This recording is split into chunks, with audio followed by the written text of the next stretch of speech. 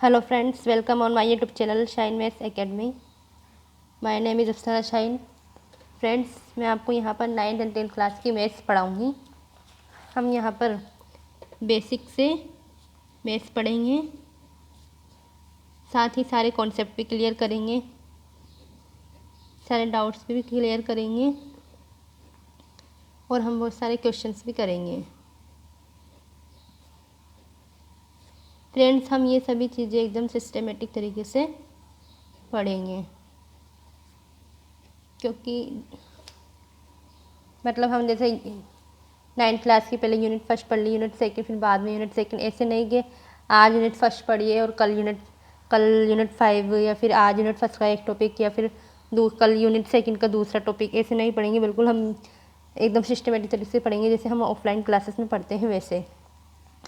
तो फ्रेंड्स, अगर अभी तक आपने मेरे चैनल को सब्सक्राइब नहीं किया है तो आप मेरे चैनल को सब्सक्राइब कर लीजिए और साथ ही बेल आइकन पर भी क्लिक कर दीजिए, जिससे मेरी वीडियो की नोटिफिकेशन आप तक पहुंच सके. फ्रेंड्स, मैं यहाँ पर आपको 9th क्लास का सिलेबस बताऊंगी. तो आइए देखते हैं 9th क्लास का सिलेबस क्या है. हम बस थोड़ा थोड़ा ही देखेंगे, थोड़ी जो मेन टॉपिक है वो देखेंगे और बाकी जब मैं आपको पढ़ाऊँगी तो उसमें बता दूँगी पहले. तो ये हमारे 9th क्लास, हमारी जो यूनिट फर्स्ट है वो है संख्या पद्धति, नंबर सिस्टम. तो नंबर सिस्टम में हम क्या क्या देखते हैं? नंबर लाइन, संख्या रेखा, टाइप्स ऑफ नंबर, संख्याओं के प्रकार, difference between rational and irrational numbers, परिमेय व अपरिमेय संख्याओं में अंतर. फ्रेंड्स, मेरी एक और बात कि मैं जो यहाँ पर पढ़ाऊँगी वो हिंदी और इंग्लिश दोनों मीडियम वाले बच्चों के लिए होगा. तो आप दोनों ही बच्चे इस वीडियो को देख सकते हैं, यहाँ से पढ़ सकते हैं. तो नंबर लाइन मतलब एक संख्या रेखा है, उस पर बहुत सारी संख्याएं हैं, वहाँ से हमें संख्याओं को पिक करना है और उनका क्लासिफिकेशन करना है. टाइप्स ऑफ नंबर्स में प्राकृत संख्याएं, नेचुरल नंबर्स, वोल नंबर्स पूर्ण संख्याएं, इंटीजर्स पूर्णांक, और रेशनल नंबर परिमेय संख्याएं, इरेशनल नंबर अपरिमेय संख्याएं, और रेशनल और इरेशनल नंबर से जो नंबर बनता है उसे कहते हैं वास्तविक संख्याएं, रियल नंबर. तो ये तो नंबर का क्लासिफिकेशन है. और एक और चीज़ हम पढ़ेंगे, वास्तविक संख्याएं और उनके दशमलव प्रसार. दशमलव तो आप जानते हैं, ये पॉइंट वाली संख्याएं, उनके प्रसार हम यहाँ पर पढ़ेंगे कितने टाइप के होते हैं. अब आती है यूनिट सेकंड. यूनिट सेकंड में हम पढ़ेंगे बहुपद, पॉलिनोमियल्स. ये यूनिट का नाम है ना. अब यूनिट सेकंड में हम क्या पढ़ेंगे? एक चर वाले बहुपद, पॉलिनोमियल्स इन वन वेरिएबल, बहुपद के शून्यक, जीरोस ऑफ पॉलिनोमियल्स, घात, डिग्री, शेषफल प्रमेय, रिमाइंडर थ्योरम, बीजीय सर्वसमीकरण, एल्जेब्रिक आइडेंटिटीज. फ्रेंड्स, मैंने ये पहले से लिख के रखा है क्योंकि मैं नहीं चाहती थी इन सबको लिखने के चक्कर में वीडियो लंबी हो जाए. तो जैसे कि एक चर वाले बहुपद, हमारे पास हमें एक इक्वेशन दी जाएगी और उसमें हमें देखना है कि ये एक चर वाला बहुपद है. और फिर हमें जैसे कि और एक इक्वेशन दी गई. तो बहुपद के शून्य के लिए हमें एक इक्वेशन दी गई, जैसे x + y + 7 = 0. हमें वहाँ पर x और y की वैल्यू पुट करनी है और जिस वैल्यू पर x + 7 = 5x + 2x, इस टाइप की कोई इक्वेशन दी जाएगी. वहाँ पे हमें इनकी वैल्यू पुट करनी है और जिस वैल्यू पर उस इक्वेशन का मान 0 आ जाता है तो वही वैल्यू उस इक्वेशन की शून्यक कहलाती है. मतलब उस जीरोस कहलाते हैं, जीरोस ऑफ पॉलिनोमियल. अब आती है घात, डिग्री. हमें एक बहुपद दिया जाएगा, उसकी हमें डिग्री ज्ञात करनी है कि इसकी डिग्री क्या है, इसकी घात क्या है. शेषफल प्रमेय, रिमाइंडर थ्योरम, ये भी हम पढ़ेंगे. बीजीय सर्वसमीकरण, एल्जेब्रिक आइडेंटिटीज़, ये भी हम पढ़ेंगे. कुछ सर्वसमीकरण हैं वो भी हम इस यूनिट में पढ़ लेंगे. अब आती है यूनिट थर्ड, निर्देशांक ज्यामिति, कोऑर्डिनेट ज्योमेट्री. ठीक है, तो इसमें हम क्या पढ़ने वाले हैं? कार्टेशियन सिस्टम, कार्तीय पद्धति, और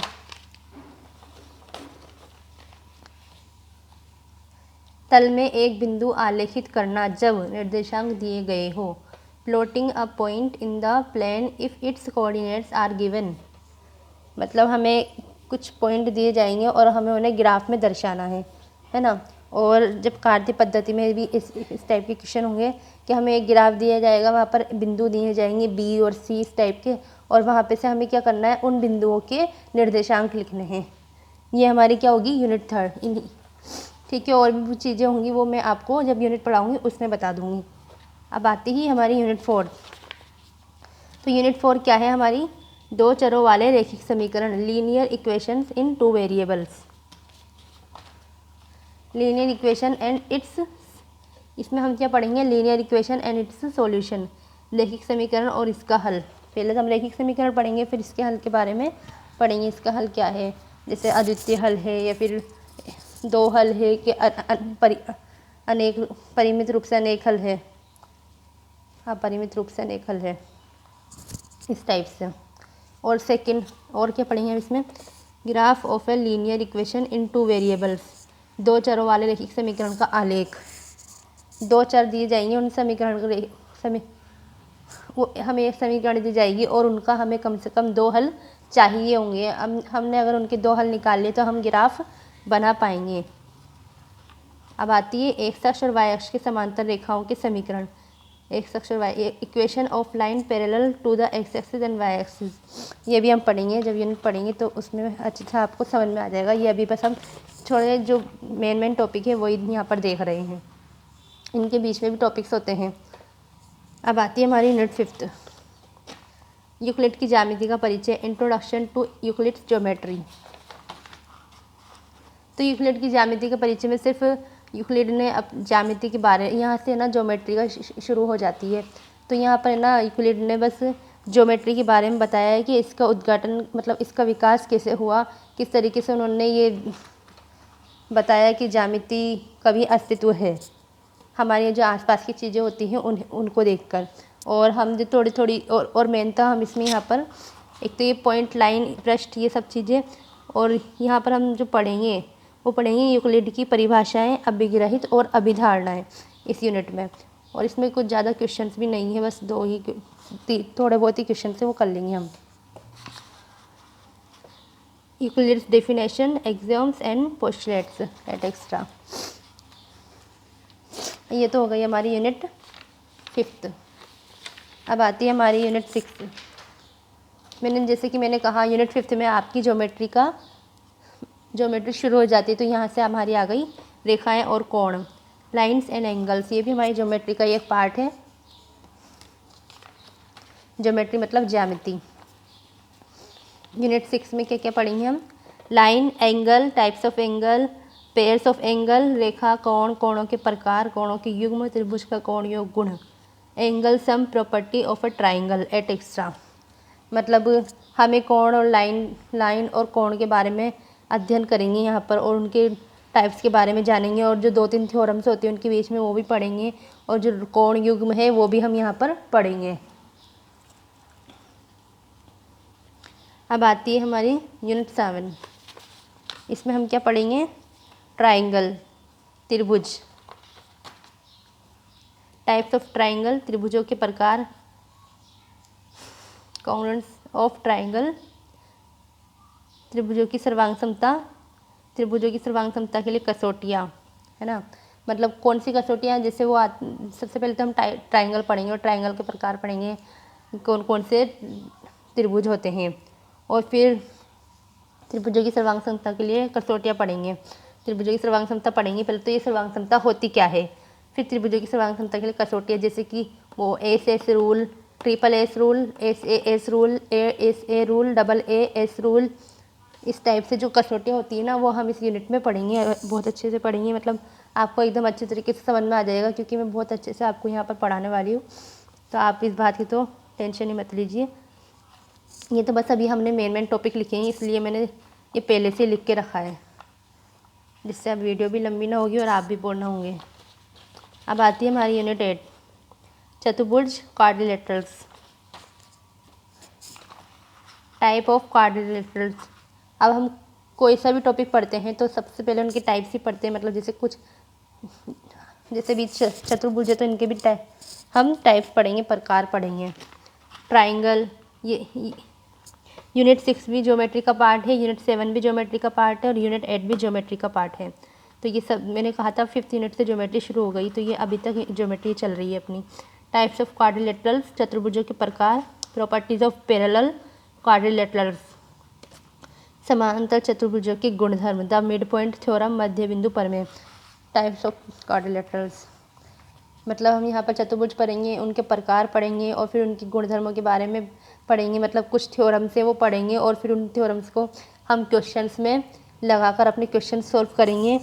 और मिड पॉइंट थ्योरम भी पढ़ेंगे, इससे भी हम बहुत सारे क्वेश्चन सॉल्व करेंगे। तो ये हमारी हो गई यूनिट 8। अब आती है हमारी यूनिट 9। और भी बहुत सारे टॉपिक है, तो मैं जब आपको पढ़ाऊँगी ना उस टाइम पर मैं सारे टॉपिक एक पेज में लिख दूँगी पढ़ाने से पहले कि आज हम यही पढ़ेंगे,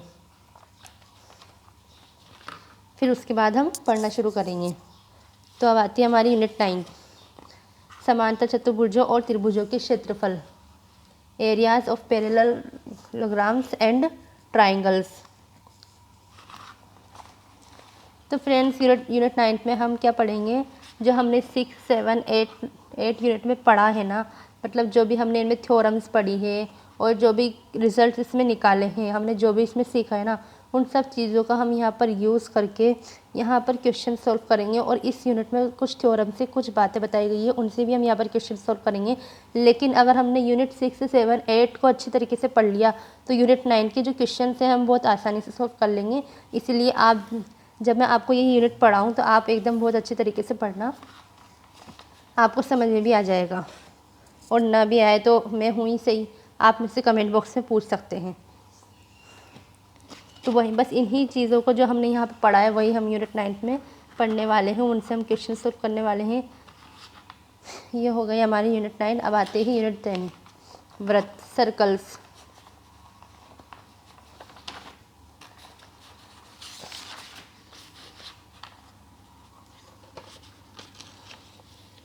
यूनिट 10 क्या है हमारी, सर्कल। सर्कल में हम क्या पढ़ेंगे, अब सर्कल पढ़ रहे हैं तो इससे संबंधित जो भी पद हैं वो हम सब पढ़ेंगे, जैसे कि केंद्र, सेंटर और जीवा, व्यास, त्रिज्या, ये सब चीज़ें हम पढ़ेंगे। इनका भी क्योंकि छोटी छोटी चीज़ें भी हम इसमें पढ़ेंगे। फिर छोटी छोटी चीज़ों से बड़ी बड़ी चीज़ें बन जाती, बड़े बड़े थ्योरम्स बन जाते हैं। पहले हम छोटी छोटी चीज़ें ही तो पढ़ते हैं ना हर चीज़ के लिए, फिर उसके बाद हम उससे बनकर एक बड़ी चीज़ बनती है, बड़ी थ्योरम बनती है, तो हम उसको पढ़ते हैं और वो हमें फिर हार्ड नहीं लगती। तो वृत्त और इससे संबंधित पद, जीवा, केंद्र, त्रिज्या, खंड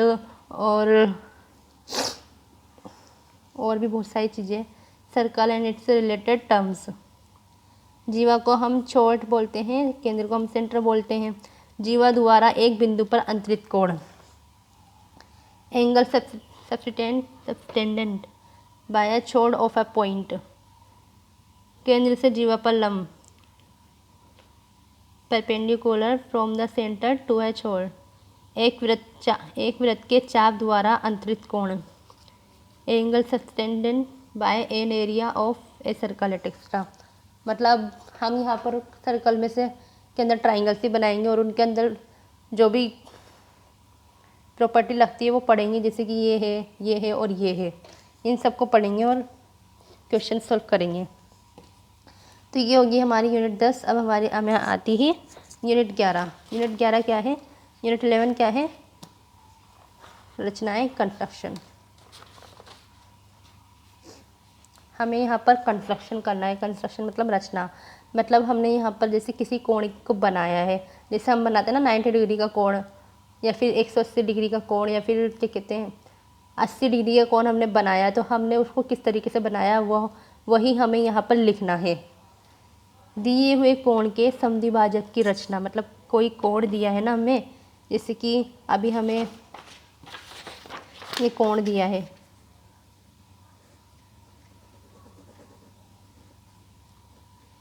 ये क्या है, न्यून कोण है ये, है ना, 90 डिग्री से कम है ना, ये 90 डिग्री होता है और ये 90 डिग्री से कम है, तो ये क्या है, न्यून कोण कम है। तो इस कोण का हमें समद्विभाजक करना है ये, तो इसकी हमें रचना करनी है कि हमने किस तरीके से इस कोण का समद्विभाजन किया है ना। त्रिभुजों की रचना है, जैसे ट्राइंगल। अभी हमने माना ये ट्राइंगल बनाया, समद्विबाहु ट्राइंगल, मतलब ये और ये रेखा बराबर है। अगर हम ये ट्राइंगल हमने बनाया है तो इसकी भी हमें रचना करनी है कि हमने इसको किस तरीके से बनाया है, कहाँ पर कैसा माप लिया है, ये सब हमें लिखना है। सबसे पहले क्या किया है, इन्हीं चीज़ों का वर्णन हमें इस यूनिट में करना है। मतलब हमें कोई कोण दिया गया है, उसका समद्विभाजन करके उसका वर्णन हमें करना है कि हमने किस तरीके से उसका समद्विभाजन किया और ट्राइंगल लिया, ट्राइंगल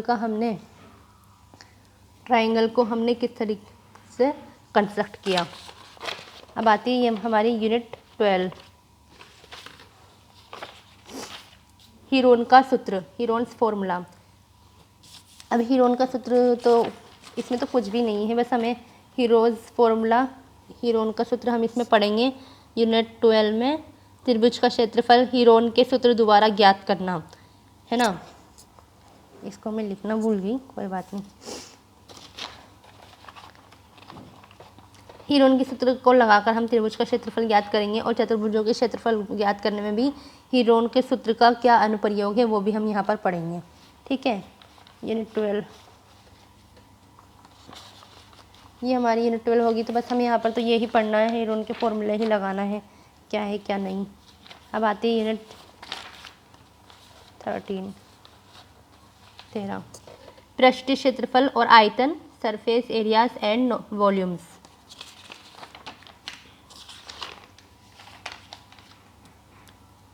तो हम मतलब सरफेस एरिया मतलब सतह का जो क्षेत्रफल है, जैसे ये है, ये मेरी मेज है, इसका क्षेत्रफल क्या है, इनके बारे में हम यहाँ पर ही पढ़ेंगे। घनाभ और घन के पृष्ठीय क्षेत्रफल, है ना, और आयतन, घनाभ और घन के पृष्ठीय क्षेत्रफल हम यहाँ पर पढ़ेंगे, आयतन पढ़ेंगे।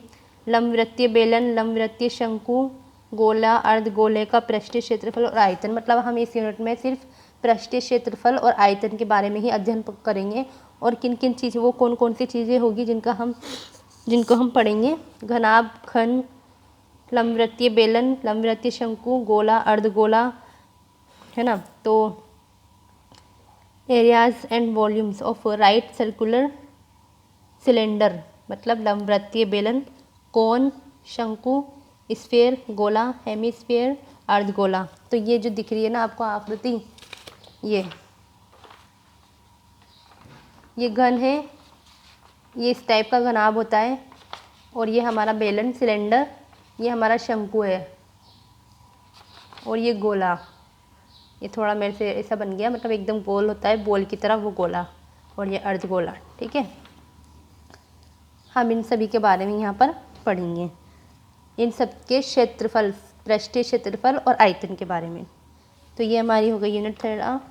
अब आती है यूनिट 14, यूनिट 14, सांख्यिकी, स्टैटिस्टिक्स। सांख्यिकी में हम क्या पढ़ेंगे, आंकड़ों का संग्रह, कलेक्शन ऑफ डाटा, आंकड़ों का आलेखीय निरूपण, ग्राफिकल रिप्रेजेंटेशन ऑफ डाटा। मतलब सबसे पहले जैसे आंकड़े होते हैं ना, जैसे अभी हमारे जैसे जनगणना करवाई जाती है, तो वो भी क्या है, वो भी एक आंकड़ा ही है, वो भी एक हमारे पास क्या है, कलेक्शन है, डाटा का एक कलेक्शन है ना हमारे पास, है ना। ग्राफिकल रिप्रेजेंटेशन ऑफ डाटा, आंकड़ों का आलेखीय निरूपण। दंडालेख, आलेख कितने प्रकार के होते हैं, दंडालेख, एक समान और परिवर्तित चौड़ाइयों वाले आयत चित्र, बारंबारता बहुभुज। Bar graph, histograms of uniform width and of varying width frequency of polygons. Unit 14 हो गई हमारी। और केंद्रीय प्रवृत्ति के माप, measures of central tendency, upper limit, lower limit, निम्न सीमा, ऊपरी सीमा और निम्न सीमा। ठीक है, तो ये तो हो गया हमारी यूनिट 14। इसमें बस हमें क्या करना है, हमें आंकड़े दिए जाएंगे, उनसे हमें बारंबारता सारणी बनानी है, और फिर उन बारंबारता सारणी से हमें बाद में क्या बनाना है, ग्राफ बनाना है। ग्राफ कितने टाइप के होते हैं, बार ग्राफ, हिस्टोग्राम और फ्रीक्वेंसी पॉलीगन। ठीक है, अब आती है हमारी यूनिट 15, प्रायिकता, प्रोबेबिलिटी। प्रायिकता में हम क्या पढ़ेंगे, प्रायिकता कैसे ज्ञात की जाती है, हाउ इज प्रोबेबिलिटी डिटरमाइन। एक सिक्का उछालने पर चित्त या पट्टाने की प्रायिकता, probability of head and tails comes up when a coin is tossed. एक पासा उछालने पर 1 2 3 4 5 6 अंक आने की प्रायिकता, the probability of times 1 2 3 4 5 6 scores turn up when a dice is throw. मतलब हमने क्या किया, प्रायिकता क्या होती है? प्रायिकता क्या है? एक संभावना है। जैसे कि अभी हम बादल होते हैं तो हम कहते हैं ना कि आज बारिश होने वाली है, तो ये हो गई हमारी प्रायिकता संभावना कि आज बारिश होने वाली है, तो ये क्या बन रही है? एक संभावना बन रही है। तो प्रायिकता का दूसरा नाम क्या है? संभावना।